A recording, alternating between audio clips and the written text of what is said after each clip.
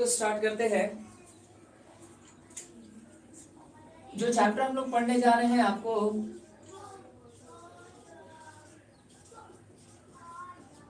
इस चैप्टर का नोटिफिकेशन मिला होगा अभी,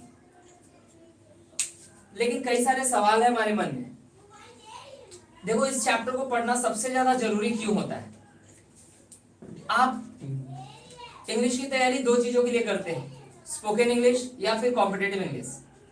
लेकिन दोनों ही सूरत में आपको टेंस बहुत ज्यादा अटेंशन देके पढ़ाया जाता है या आप बहुत ज्यादा अटेंशन देके पढ़ते हैं।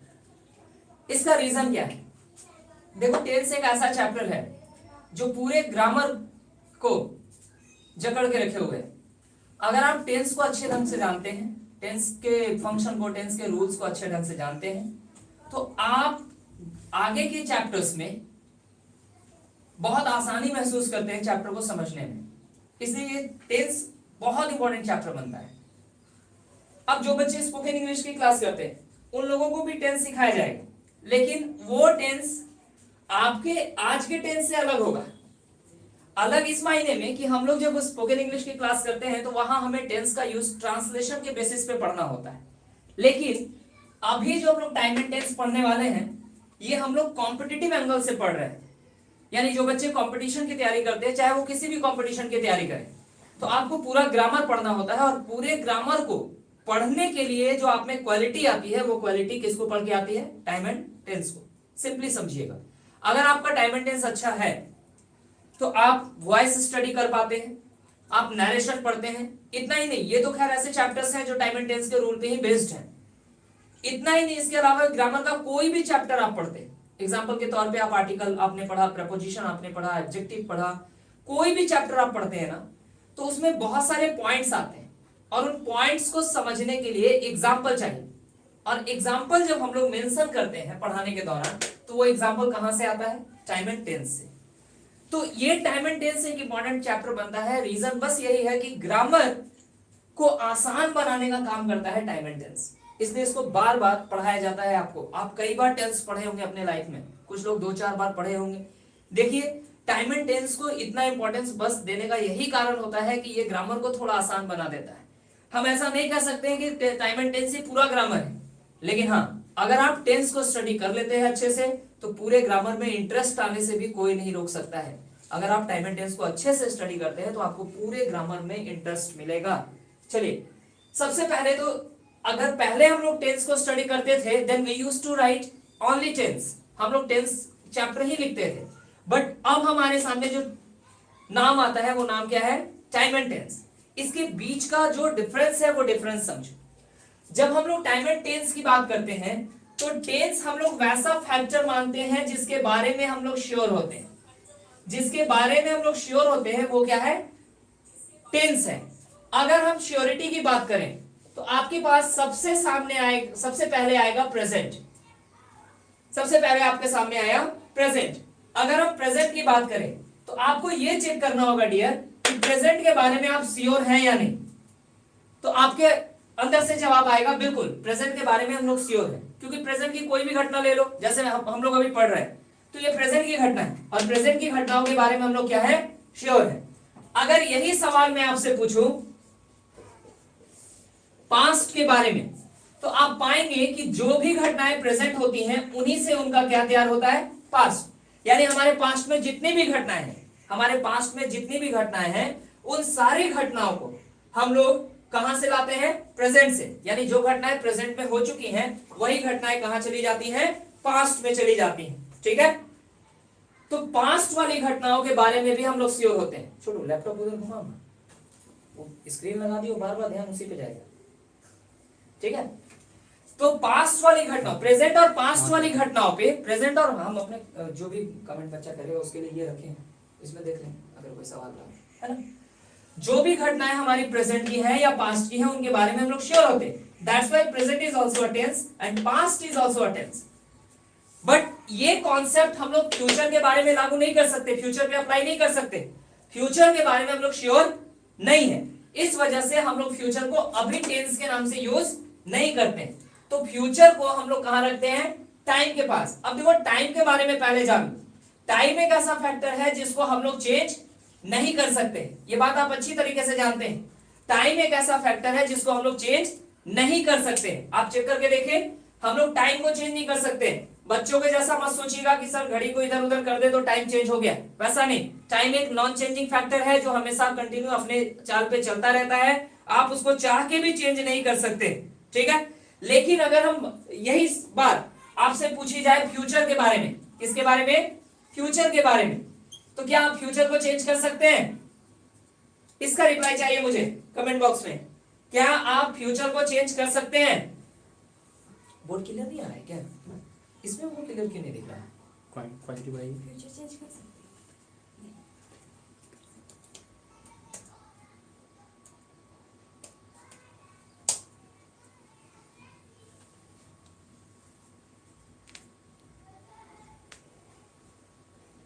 दो जवाब मिला है, नो सर, नहीं सर। आपका सवाल बहुत सिंपल है, क्या हम लोग फ्यूचर को चेंज कर सकते हैं, हाँ या ना, यस और नो।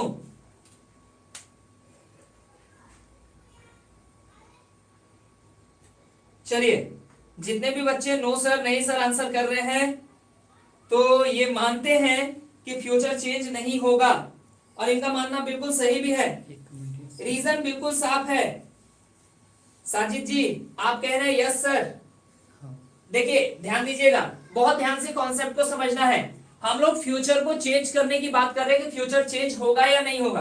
तो सिंपली एक सवाल मैं आपसे पूछता हूं, फ्यूचर को चेंज कोई भी इंसान तब कर सकता है जब वो अपने फ्यूचर को जाने। जैसे ये प्रेजेंट है और इधर पास्ट है और आगे फ्यूचर है, फ्यूचर को हम लोग जानते ही नहीं है, यानी हमें पता ही नहीं आगे क्या होने वाला है।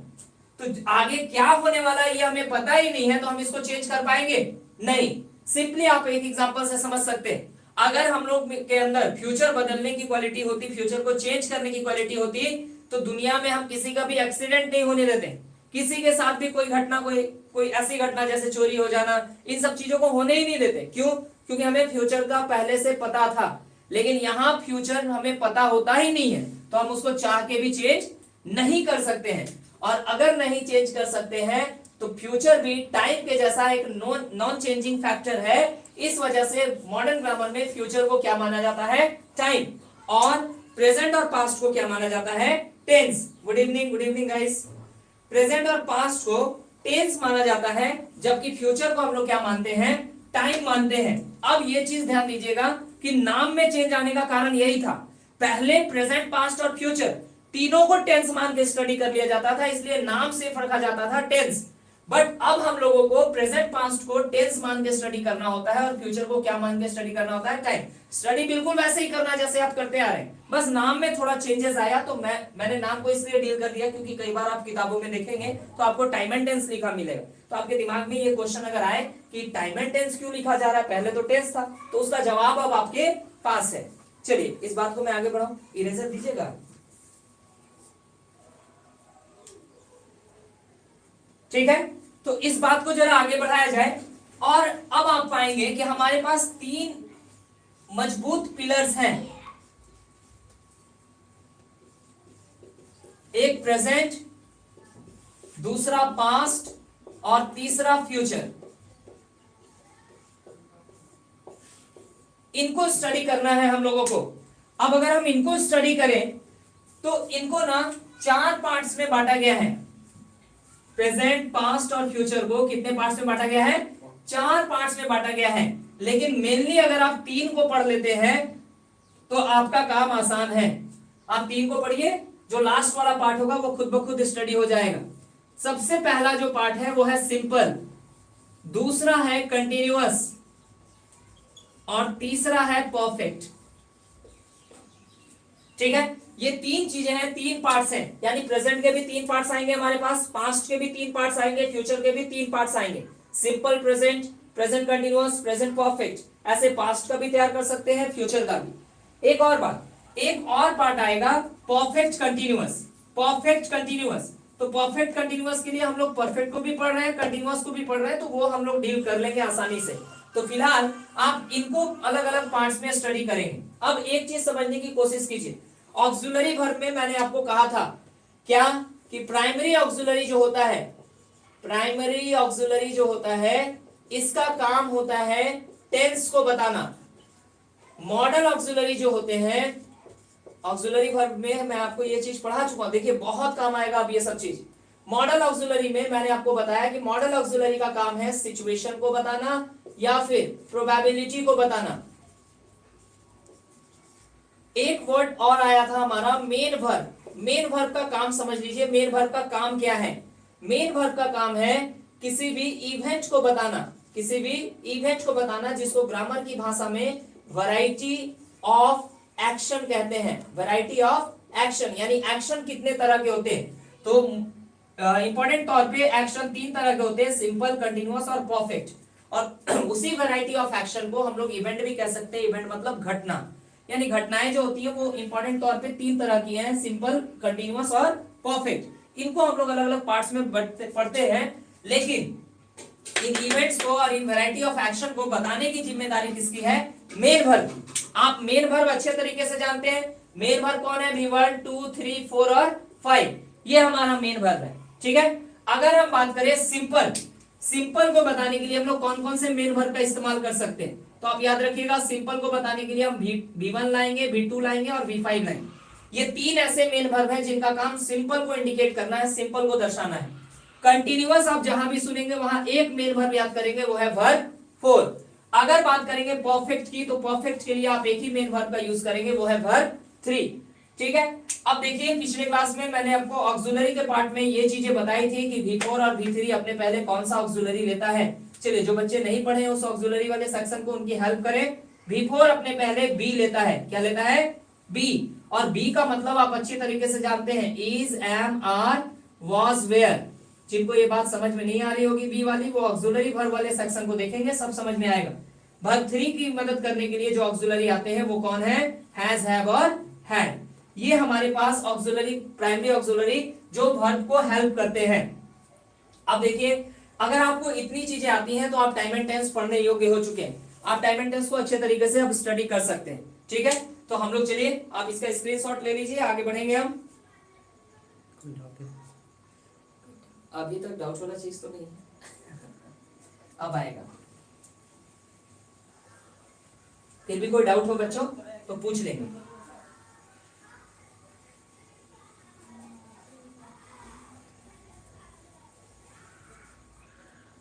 ठीक है, देखिए मैं सबसे पहला रूल आपको पढ़ाऊंगा। सबसे पहला रूल है वो है सिंपल प्रेजेंट। Simple present. अब इसमें आपको क्या जानना है, ध्यान दीजिए। सबसे पहले तो आप ये समझ लें कि सिंपल प्रेजेंट को ही प्रेजेंट इंडेफिनिट कहते हैं। सिंपल प्रेजेंट को ही प्रेजेंट इंडेफिनिट कहते हैं और प्रेजेंट इंडेफिनिट को ही सिंपल प्रेजेंट कहते हैं। ठीक है, तो प्रेजेंट इंडेफिनिट और सिंपल प्रेजेंट बात एक ही है। वो एक स्ट्रक्चर को इंडिकेट करता है। कैसे स्ट्रक्चर को इंडिकेट करता है, सुनिए। सबसे पहला जो स्ट्रक्चर होता है उसे हम लोग कहते हैं एफर्मेटिव। दूसरा जो स्ट्रक्चर हम बना सकते हैं वो है नेगेटिव। तीसरा जो स्ट्रक्चर है वो हम लोग बना सकते हैं सिंपल क्वेश्चन। याद है आपको सिंपल क्वेश्चन? कोई बच्चा जवाब देगा सिंपल क्वेश्चन किसको कहते हैं? सिंपल क्वेश्चन किसको कहते हैं? अगर आप ऑक्सिलरी वर्ब की क्लास किए हैं तो आपको पता होना चाहिए। 2 टाइप के क्वेश्चन मैंने पढ़ाए थे, सिंपल क्वेश्चन और कंडीशनल क्वेश्चन। सिंपल क्वेश्चन और कंडीशनल क्वेश्चन। बताइए, सिंपल क्वेश्चन किसको कहा जाता है और कंडीशनल क्वेश्चन किसको कहा जाता है? मतलब नहीं याद आ रहा है? अब पिछले वाले वीडियो को मत लगा लेना।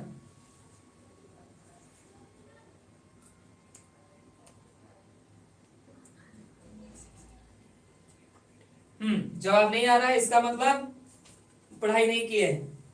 चलिए, उन ऑक्सिलरी वर्ब वाले वीडियो को देख लीजिएगा, आपको सारा जवाब मिल जाएगा। सिंपल क्वेश्चन को हम लोग मानते हैं कि ये वैसे क्वेश्चन होते हैं जिसका आंसर हम यस या नो में देते हैं, लेकिन कंडीशनल क्वेश्चन हम वैसे क्वेश्चन को मानते हैं जिसका आंसर हम यस या नो में नहीं देते। ठीक है, यही फर्क होता है सिंपल क्वेश्चन में और कंडीशनल क्वेश्चन में। अब अगर हम बात करें एफर्मेटिव रूल की, सिंपल प्रेजेंट के एफर्मेटिव स्ट्रक्चर की, तो आप नाम पे जाएंगे। नाम में क्या है? सिंपल।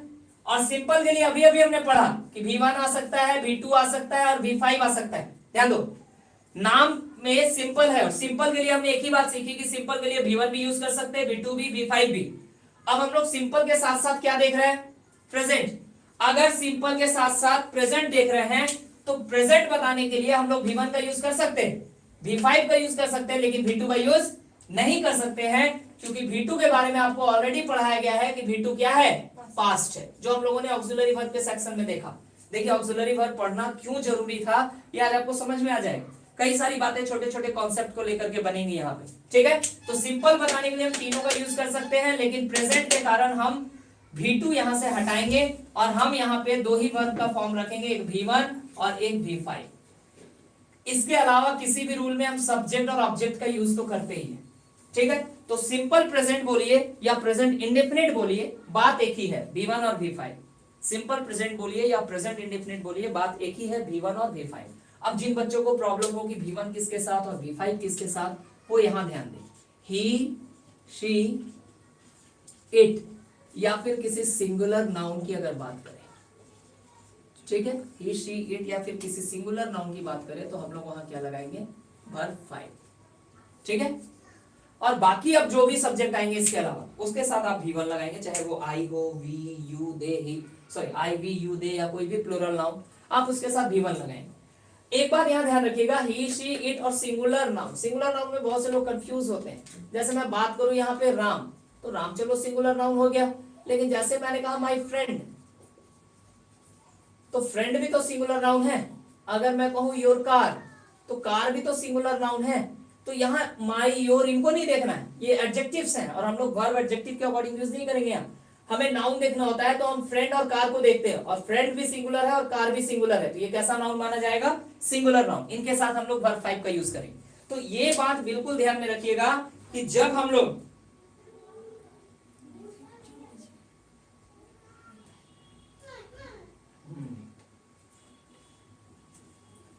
ठीक है, अब हम लोग नेगेटिव रूल बनाएंगे। अब नेगेटिव रूल बनाने के लिए देखिए स्ट्रक्चर ऐसा नहीं, स्ट्रक्चर हमें दिया गया है, हम स्ट्रक्चर बनाना आपको नहीं सिखा रहे हैं, लेकिन वो स्ट्रक्चर कैसे बनाया गया, उसके पीछे क्या लॉजिक रहा होगा वो बताने की कोशिश कर रहे हैं, ताकि आपको सारी चीजों को रटने की कोशिश ना करनी पड़े। कैसे बनाया हमने इस स्ट्रक्चर को? सिंपल के लिए हम याद रखेंगे V1, V2, V5 आएगा, लेकिन सिंपल के साथ साथ प्रेजेंट है तो प्रेजेंट का नाम सुनते ही V2 हट जाएगा, क्योंकि V2 पास्ट को बताता है, ठीक है, इसलिए हमने V1 और V5 रखा। अब बात करते हैं नेगेटिव रूल की। तो जिन्होंने भी ऑक्सिलरी वर्ब का पार्ट पढ़ा है वो याद करेंगे कि नेगेटिव रूल में हम लोग नॉट का यूज करते हैं, और नॉट का प्लेसमेंट कहां बताया गया? ऑक्सिलरी के बाद। नॉट का प्लेसमेंट कहां बताया गया? ऑक्सिलरी के बाद। अब आप एक चीज पे ध्यान दें कि क्या आपके रूल में, इस रूल में कहीं भी कोई ऑक्सिलरी है? तो आपका जवाब होगा नहीं सर, कोई ऑक्सिलरी नहीं है। तो आपका नेगेटिव बनाने के लिए, इसमें नेगेटिव बनाने के लिए आपका पहला काम नॉट लगाना नहीं, आपका पहला काम है ऑक्सिलरी ढूंढना, ठीक है। तो अब ऑक्सिलरी कैसे ढूंढेंगे? तो सिंपली बताइएगा ऑक्सिलरी कितने तरह के होते हैं? तो दो तरह के, एक प्राइमरी ऑक्सिलरी और दूसरा मॉडल ऑक्सिलरी। प्राइमरी ऑक्सिलरी और मॉडल ऑक्सिलरी, दो ऑक्सिलरी हमारे पास हैं। तो इसका रूल बनाने के लिए हम किसके पास जा सकते हैं? कोई जवाब है? इसका रूल बनाने के लिए हमें किसके पास जाना चाहिए? प्राइमरी ऑक्सिलरी के पास या मॉडल ऑक्सिलरी के पास? जवाब देंगे तब पढ़ाने में मजा आएगा। हमें अभी प्राइमरी ऑक्सिलरी के पास चलना चाहिए या फिर मॉडल ऑक्सिलरी के पास चलना चाहिए? रितिका जी आप डायरेक्टली आंसर तक पहुंच रहे, डूडस, मैं भी डूडस लिख सकता हूं, लेकिन कॉन्सेप्ट जानना है ना। जो बच्चे नहीं समझ पाते, बार बार टेंस पढ़े लेकिन टेंस दिमाग में रहता नहीं, तो उस कॉन्सेप्ट को दूर करना है। टेंस बिल्कुल रहेगा आपके दिमाग में, कैसे नहीं रहेगा जरा हम भी देखें। प्राइमरी ऑक्सिलरी बिल्कुल सही। अब रीजन मैं बता देता हूं, बच्चों ने आंसर दिया प्राइमरी ऑक्सिलरी के पास जाना चाहिए सर, ये आंसर बिल्कुल सही है। रीजन क्या है? सिंपल प्रेजेंट में आपको प्रेजेंट लिखा, और अभी अभी हमने जाना कि प्रेजेंट क्या है? टेंस है, और टेंस बताने का काम किसका है? प्राइमरी ऑक्सिलरी का। भी थोड़ी देर पहले मैंने लिखा था टेंस बताने का काम किसका है? प्राइमरी ऑक्सिलरी का, इसलिए हमें प्राइमरी ऑक्सिलरी के पास जाना चाहिए। अब देखो प्राइमरी ऑक्सिलरी में हमारे पास दो सेक्शन है, एक प्रेजेंट का सेक्शन और एक पास्ट का सेक्शन। तो पास्ट के सेक्शन के पास जाने से कोई फायदा नहीं, आपको कहां जाना चाहिए? प्रेजेंट वाले ऑक्सिलरी के पास। तो प्रेजेंट में सबसे पहले आपको मिला इज़ेमआर। सबसे पहले क्या मिला? इज़ेमआर। तो इज़ेमआर जैसे ये सुनेगा कि प्रेजेंट में काम है तो इज़ेमआर आएगा, लेकिन जब इज़ेमआर यहां आएगा तो यहां से चला भी जाएगा। जब इज़ेमआर यहां आएगा तो यहां से चला भी जाएगा। अब देखिए इसका रीजन क्या है? प्रेजेंट देख के इजेमार आया जरूर, लेकिन यहां रुका नहीं। इसका कारण क्या है? इसका कारण बहुत सिंपल है। पिछले क्लास में हमने पढ़ा था कि इजेमार वॉज वेयर वर्ब फोर के साथ आता है। इजेमार वॉज वेयर किसके साथ आता है? वर्ब फोर के साथ। क्या हमारे पास वर्ब फोर है? नहीं, तो हम इजेमार को यूज नहीं कर सकते, भले ही प्रेजेंट क्यों ना हो। अब हमारा दूसरा जो ऑक्सिलरी है वो है हैज और हैव, जो प्रेजेंट बताता है। तो हम हैज और हैव का यूज करेंगे।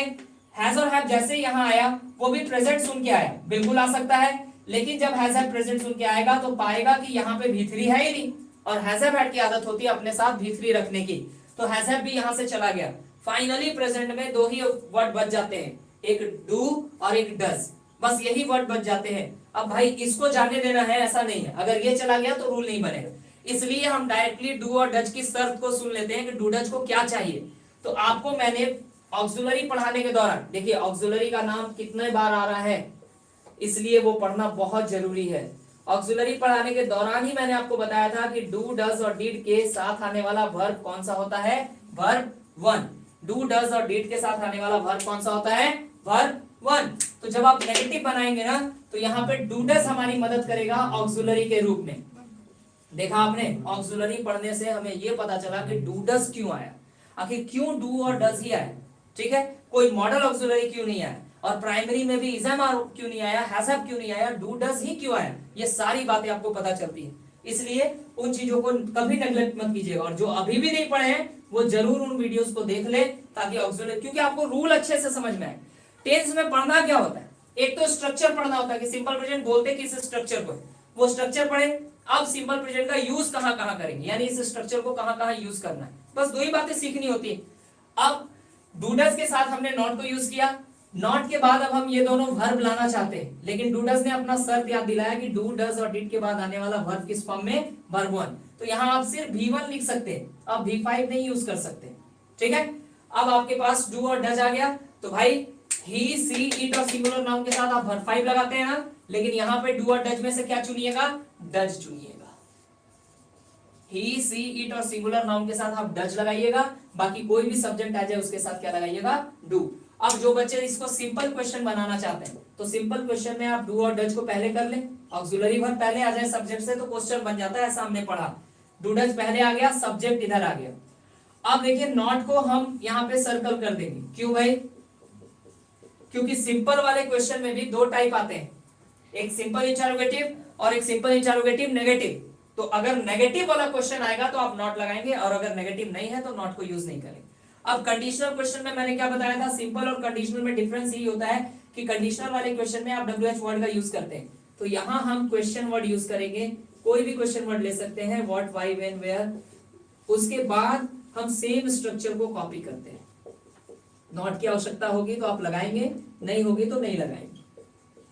तो ये हमारा सिंपल प्रेजेंट का अलग अलग फॉर्म है। सिंपली हमें सिंपल प्रेजेंट दिखता है V1 और V5 के रूप में, लेकिन नेगेटिव क्वेश्चन वगैरह में इसके फॉर्म्स अलग अलग हो जाते हैं। एक सबसे इंपॉर्टेंट बात जो आपको ध्यान रखनी है, सर डिड के साथ तो V2 लगता है, नहीं भाई, डिड के साथ V2 नहीं लगता है, ऐसा आपने कभी किया भी नहीं होगा, क्या बोलते हैं, गलती से आप बोल रहे हैं ऐसा। अगर हम आपको अच्छे तरीके से याद दिलाएं तो ऐसे टेंस हम पढ़ाएंगे, सिंपल पास्ट तो मैं बताऊंगा। आई वेंट, वेंट एक V2 है, और जब आप नेगेटिव बनाते हैं तो आप आई डिड नॉट वेंट नहीं लिखते हैं सर, आप इसको V1 में बदल देते हैं और बोलते हैं आई डिड नॉट गो, ठीक है, ये बात ध्यान रखिएगा। डू डज और डिड के साथ वाला वर्ब हमेशा वर्ब 1 होता है, ठीक है।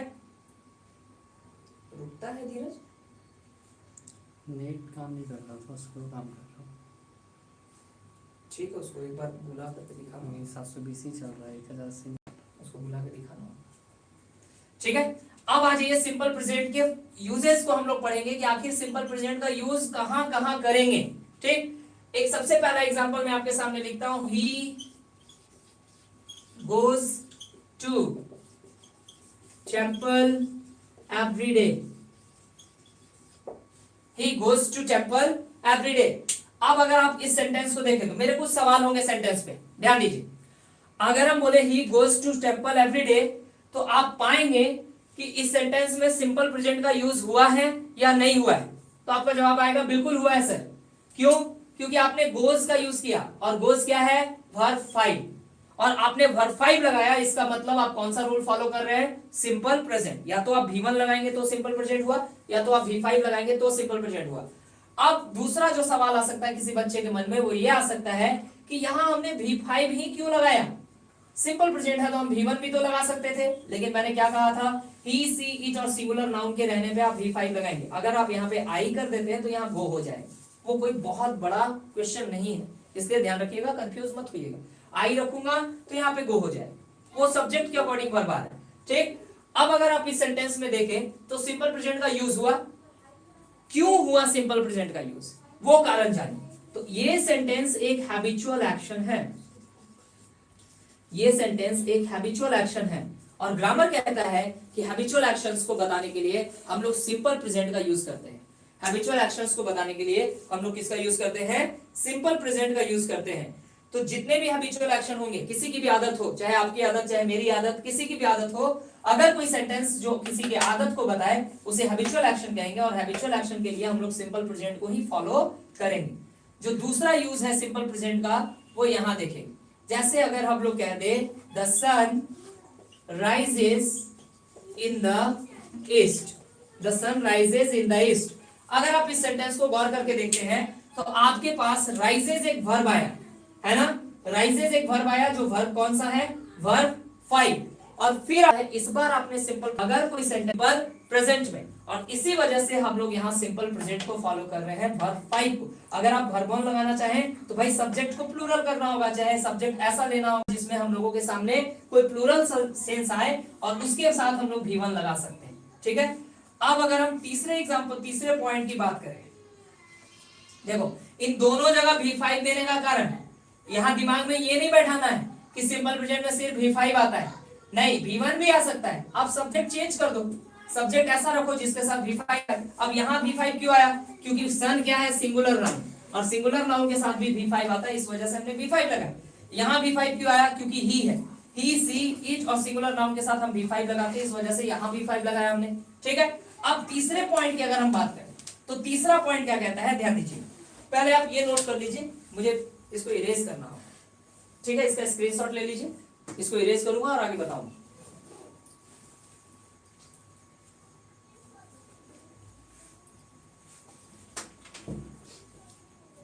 चलिए आगे का सेक्शन आपको दिया जाए।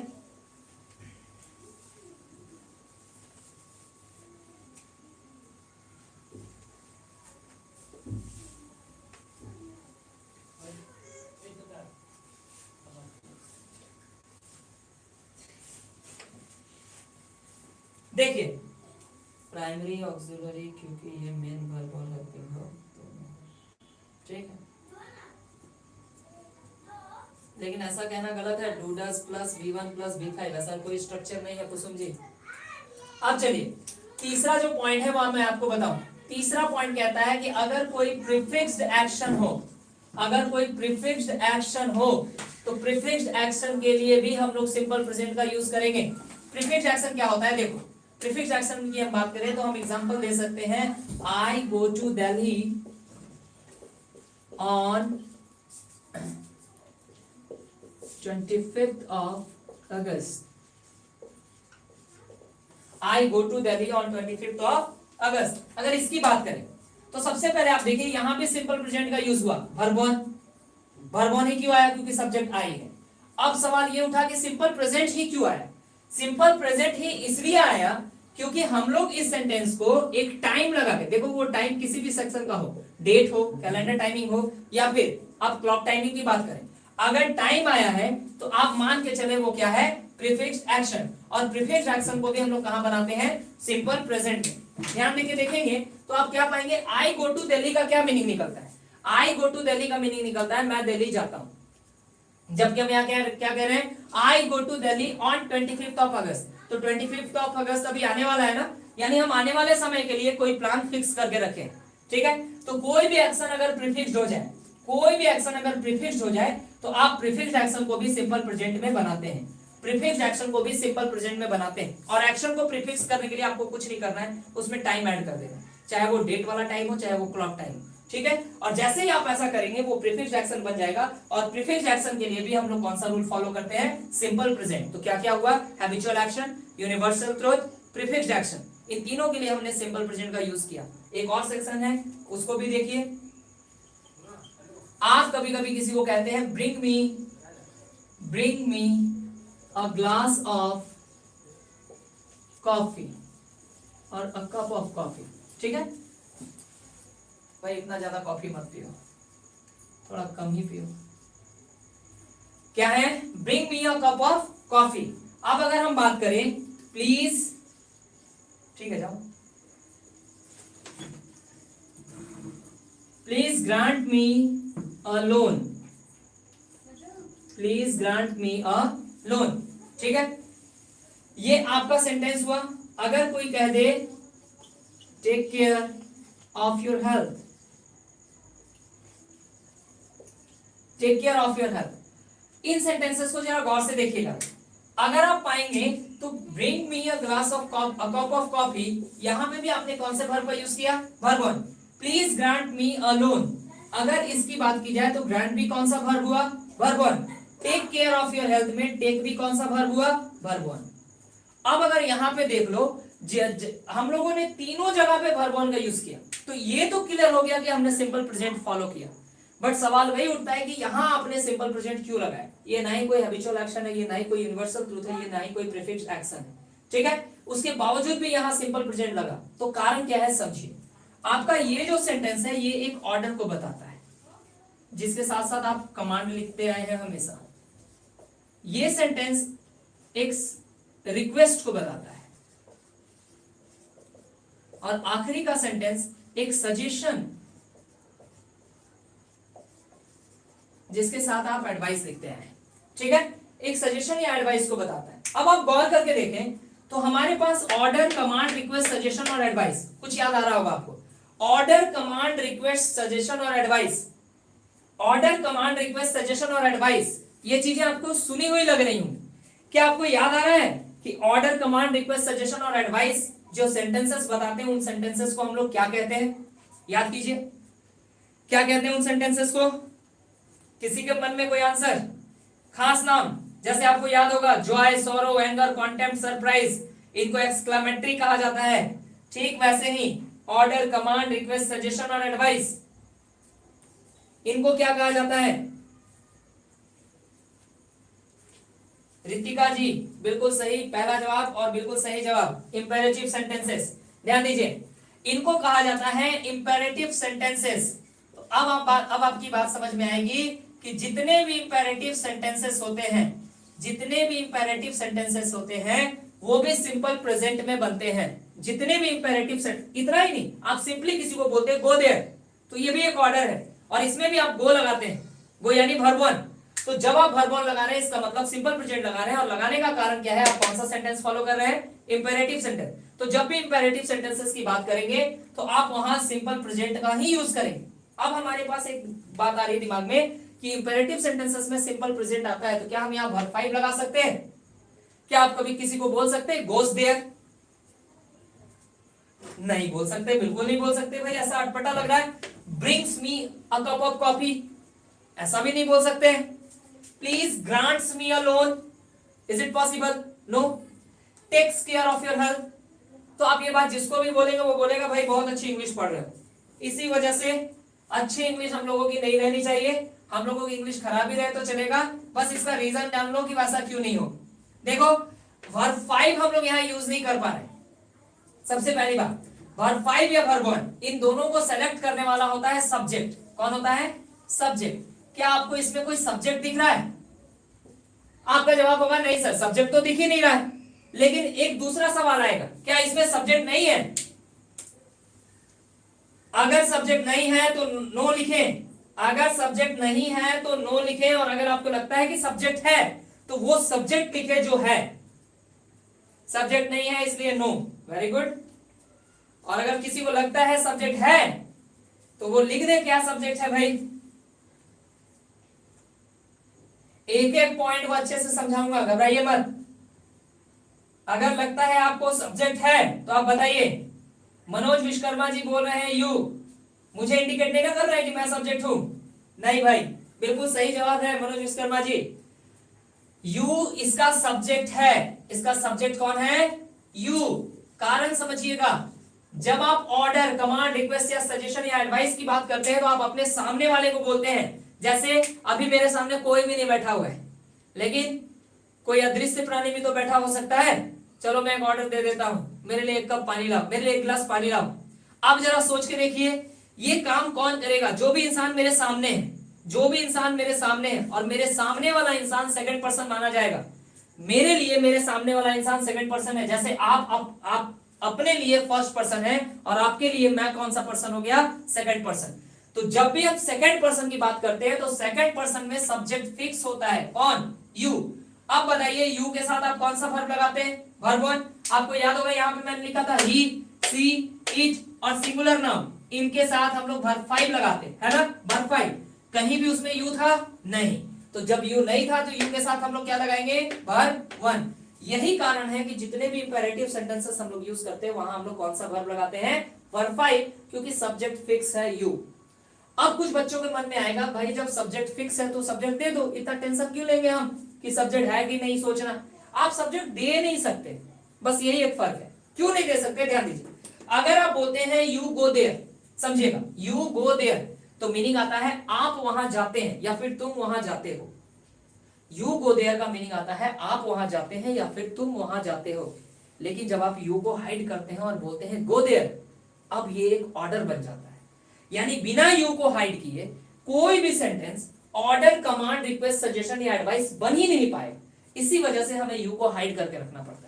अगर हम यू को हाइड नहीं करेंगे तो हम इंपेरेटिव सेंस क्रिएट नहीं कर पाएंगे, और इंपेरेटिव सेंस जब तक क्रिएट नहीं होगा तब तक हम सिंपल प्रेजेंट फॉलो नहीं कर पाएंगे। ठीक है, ये हमारा कंडीशन हुआ प्रीफिक्स्ड एक्शन, फिर इंपेरेटिव सेंटेंसेस। इसके पहले मैंने आपको पढ़ाया हैबिचुअल एक्शन और यूनिवर्सल ट्रूथ। ये 4 कंडीशंस हुए जो बताते हैं कि सेंटेंस सिंपल प्रेजेंट में बनता है। और भी बहुत सारे कंडीशंस हैं, लेकिन ये 4 आपके लिए काफी हैं। अब मैं वैसे कुछ पॉइंट्स को डील करूंगा जो कॉम्पिटिटिव एग्जाम में पूछे जाते हैं, है ना? चलिए फिलहाल आप इसको लिख लें, इसका स्क्रीनशॉट ले लें। चलिए, ज्यादातर बच्चों का आंसर सही है, डूडस प्लस V1। हाँ, डूडस प्लस V1 सही है कुसुम जी। रितिका यू, हाँ सही है।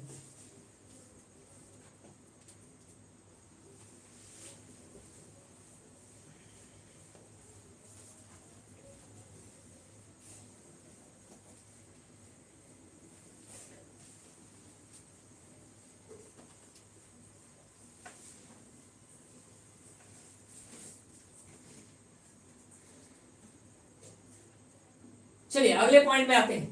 जो अगला पॉइंट है उसके लिए हम एक एग्जांपल लिख रहे हैं। If he will meet me I will help him. If he will meet me I will help him, ये वो टाइप है सिंपल प्रेजेंट का जो एग्जाम में बहुत ज्यादा पूछा जाता है।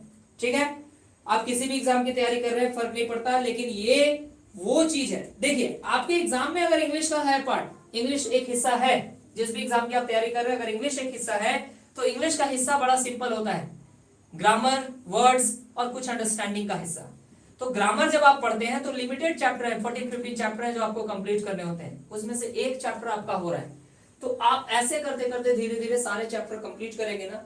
वर्ड्स की बात करें तो वर्ड्स के लिए देखिए, वर्ड्स के लिए ये एक बुक है वर्ड पावर मेड इजी, लेकिन ये बुक आप खरीदने के चक्कर में मत रहिएगा कि हम खरीद लेंगे और समझ लेंगे। इस बुक को मैं यहाँ पे पढ़ाऊंगा, ठीक है, बहुत जल्दी स्टार्ट करूंगा। एक चैप्टर कंप्लीट करने दीजिए, उसके बाद हम अपना सिलेबस डील कर देंगे कि हम कैसे आपको पढ़ाएंगे, ठीक है, कैसे कैसे सीक्वेंस हमारा चलेगा पढ़ाई का। लेकिन अभी पहले एक चैप्टर और इससे रिलेटेड कुछ क्वेश्चन हम लोग जब पढ़ लें उसके बाद मैं आपको शेड्यूल को चेंज करूंगा। If he will meet me I will help him, अगर बात की जाए तो इस सेंटेंस को एग्जाम में पूछने का कारण क्या है? यहां पे हम लोग एक मिस्टेक कर रहे हैं इस सेंटेंस को लिखने के दौरान। नॉर्मली बच्चे इसको देखते हैं तो अपने आधार पे इसकी मीनिंग को ढूंढ लेते हैं, और सबसे पहली गलती हम यही करते हैं कि ग्रामेटिकल सेंटेंसेस में मीनिंग ढूंढने का काम करते हैं। आपसे यहाँ ग्रामर पूछा जा रहा है, आपसे यहाँ ट्रांसलेशन या मीनिंग नहीं पूछा जा रहा है। तो आप जब ग्रामर की बात करेंगे तो ग्रामर में आपको देखना होगा ग्रामेटिकल लॉजिक या ग्रामेटिकल कॉन्सेप्ट क्या कहता है, ये नहीं कि इसका मीनिंग क्या कहता है। अब जो बच्चे इसको मीनिंग के आधार पे देखते हैं वो क्या बोलते हैं, if he will meet me, अगर वह मुझसे मिलेगा, आई विल हेल्प हिम, मैं उसकी मदद करूंगा। चलो भाई मीनिंग तो बिल्कुल सही आ रहा है, लेकिन ग्रामेटिकल सेंटेंस बिल्कुल गलत है, ग्रामर गलत है। मनोज विश्वकर्मा जी कह रहे हैं विल नहीं होगा। चलिए बहुत अच्छी बात है मनोज जी, धन्यवाद, थैंक यू। लेकिन क्या कारण है उस बात को समझें। देखिए हमारे सामने if, when, until, unless, after, before, in case, as soon as long as, etc. ठीक है, इनके साथ एक रिस्ट्रिक्शन है, ध्यान दीजिएगा। इनके साथ आप विल का यूज नहीं करेंगे, इनके साथ आप विल का यूज नहीं करेंगे, और आगे जाके हम लोग पढ़ेंगे कि वुड का भी यूज नहीं करेंगे, वुड का भी यूज नहीं करेंगे। फिलहाल इस क्वेश्चन को बनाने के लिए, सिंपल प्रेजेंट के कॉन्सेप्ट के लिए हम लोग यहाँ बोलेंगे कि विल का यूज नहीं करें, लेकिन आगे ये भी काम आएगा कि वुड का भी यूज नहीं होता है, तो अभी से ही ध्यान रखिए। If, when, until, unless, after, before, in case, as soon as long as, etc. इनके साथ हम लोग विल का यूज नहीं करेंगे। अब आप पाएंगे कि यहाँ पे दो सेंटेंस है, पहला सेंटेंस तो if he will meet me, और दूसरा sentence I will help him. दोनों सेंटेंस में इनमें से कोई भी वर्ड लगा हुआ ऐसा नहीं, एक पहले वाले सेंटेंस में इफ लगा हुआ है, तो जो बात इफ के बारे में कही गई वो इस पे अप्लाई कीजिएगा, उस पे अप्लाई मत कीजिएगा। अगर कोई सेंटेंस पहले है या बाद में है उस पे कोई फर्क नहीं पड़ता है, लेकिन जिस सेंटेंस में ये जुड़ के आए हैं उस सेंटेंस में आप विल और वुड का यूज नहीं करेंगे। तो इफ इस सेंटेंस में जुड़ा हुआ है, इस वजह से हम इफ के साथ विल का यूज नहीं करेंगे। हमने विल हटाया, वी फाउंड द एरर, हमें गलती मिल गई। बस एक बात बताइए, यहाँ पे हमारे पास ही के साथ क्या टकरा रहा है, मीट। जैसे ही हमने विल को हटाया, ही के साथ क्या टकराया, मीट। अब मुझे एक बात बताइए, तो क्या ही के साथ V1 रहता है? नहीं। अब ये भी आपको पता चला था, ही, सी, इट और सिंगुलर नाउन के साथ तो V5 रहता है, तो हमने यहाँ पे थोड़ा सा करेक्शन और करना होगा और बोलना होगा मीट्स। यानी विल हटाने से सिर्फ काम नहीं चला, विल हटाने के बाद हमें ही को भी खुश करना पड़ा। अगर यहाँ सब्जेक्ट कोई ऐसा सब्जेक्ट होता है जिसको V1 चलेगा, जैसे मान लीजिए यू होता, क्या होता है, यू, तो यू अगर यहाँ होता तो V1 सही था, हमें एस लगाने की आवश्यकता नहीं थी, बस विल हटा देना था, हमारा काम चल जाता। ये पॉइंट सबसे इंपॉर्टेंट पॉइंट है सिंपल प्रेजेंट के अकॉर्डिंग, और इतना ही नहीं टेंस के भी अकॉर्डिंग, पूरे टेंस में सबसे ज्यादा पूछा जाने वाला पॉइंट है। जैसे मैं अगर एक और एग्जांपल लूं, you will take your car in case it will rain, you will check your car in case it will rain. देखो बच्चे पहले ही जवाब, सर अच्छा से नहीं दिख रहा। लकी जी नेटवर्क प्रॉब्लम होगा, जिनको नेटवर्क प्रॉब्लम है वो YouTube में शायद कुछ क्वालिटी वगैरह बढ़ाने की बात होती है, आप अपने क्वालिटी को वहां बढ़ा करके देखें, है ना। चलिए, you will take your car, पूरा का पूरा एग्जाम्पल ही गायब हो गया यार, है ना। You will take your car in case it will rain. अब इस सेंटेंस को देखते हैं, तो यहां ध्यान दीजिएगा, you will take your car, एक सेंटेंस ये हुआ, थोड़ा टेढ़ा हो गया कोई बात नहीं, एक सेंटेंस ये है, लेकिन इन दोनों में से एक सेंटेंस के पहले इन केस लगा हुआ है, इन केस आपको यहां मिलेगा, ये देखिए इन केस, ठीक है। तो इन केस के साथ भी एक रूल है कि इन केस के साथ हम लोग विल का यूज नहीं करेंगे। तो भाई विल हटा दो तो सेंटेंस सुधरेगा, लेकिन विल हटा देने से ही काम नहीं चलेगा। क्यों? क्योंकि यहाँ भी एक ऐसा सब्जेक्ट है जिसको वर्ब 1 नहीं चाहिए, वर्ब 5 चाहिए, हमें यहाँ भी ऐसा लगाना होगा और बोलना होगा it rains. So the correct sentence is you will take your car in case it rains.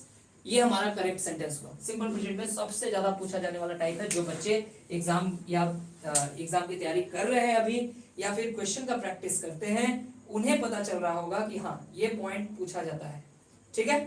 चलिए, अब इसके अलावा एक पॉइंट और बताऊंगा, एक पॉइंट और आज आपको बताया जाएगा, सी, हेयर और देयर। ध्यान नीचे दिख रहा है, पूरा बोर्ड दिख रहा है, मुश्किल जा सकता है। सी, हेयर या देयर, से शुरू होने वाले किसी भी एक्सक्लेमेटरी सेंटेंस में, देखो इसको एक्सक्लेमेशन मार्क बोलते हैं, जैसे क्वेश्चन मार्क बोलते हैं, फुल स्टॉप बोलते हैं, है ना, वैसे ही एक्सक्लेमेशन मार्क बोला जाता है। और एक्सक्लेमेशन वाले सेंटेंसेस को ज्यादातर एक्सक्लेमेटरी सेंटेंसेस कहा जाता है। जब नरेशन पढ़ाऊंगा तो बताऊंगा कि ऑब्जेक्टिव सेंटेंसेस में भी एक्सक्लेमेशन मार्क आता है। अब ध्यान दीजिए, सी हेयर और देयर स्टेटमेंट क्या है मेरा, सी हेयर और देयर से शुरू होने वाले एक्सक्लेमेटरी सेंटेंसेस, सी हेयर या देयर से शुरू होने वाले एक्सक्लेमेटरी सेंटेंसेस में भी कौन सा रूल फॉलो करेंगे, सिंपल प्रेजेंट, सिंपल प्रेजेंट। अब अगर हम एक एग्जांपल लिखे, बोलते हम लोग सी he comes, C he comes. अगर हम बोले here comes the bus, here comes the bus, अगर हम गौर करके देखें, कभी कभी आप यूज करते हैं ना, देखो वो आ गया, या फिर आप बस स्टॉप पे खड़े हैं और बस आ जाती है तो आप कहते हैं लो बस आ गई, या अरे बस आ गई। आप ये जो एक्सक्लेमेशन देते हैं उसी के लिए हम लोग यहाँ सी हेयर या देयर का यूज कर रहे हैं, ठीक है। तो सी हेयर या देयर से शुरू होने वाले कोई भी एक्सक्लेमेटरी सेंटेंस में हम लोग कौन सा रूल लगाएंगे, सिंपल प्रेजेंट। और इसी वजह से हम लोगों ने यहाँ पे वर्ब 5 लगाया और यहाँ पे भी वर्ब 5 लगाया। देखो इस वर्ब 5 का कम्स का सब्जेक्ट कौन है, ही, इस वजह से वर्ब 5 आया। इस कम्स का सब्जेक्ट कौन है, बस, इस वजह से वर्ब 5 आया, क्योंकि ही के साथ तो बी5 आता ही है, और बस एक सिंगुलर नाउन है, सिंगुलर नाउन के साथ भी बी5 आता है, ठीक है। तो अगर आपके सामने सिंपल प्रेजेंट को यूज करना हो तो सिंपल प्रेजेंट को यूज करने के कई सारे कंडीशन हैं, जैसे मैंने आपको शुरुआत से पढ़ाया। सबसे पहले मैंने आपको पढ़ाया habitual action, universal truth, prefix action, imperative sentences. फिर अगर हम बात करें ये सबसे इंपॉर्टेंट पॉइंट की कि भाई जब भी हमारे पास कोई सेंटेंस आए उसमें अगर if, when, until, unless, after, before ये लगा हुआ हो तो इनके साथ हम लोग विल का यूज नहीं करते हैं। आगे वुड का भी यूज नहीं करेंगे, लेकिन इनके साथ हम विल और वुड दोनों का यूज नहीं करते।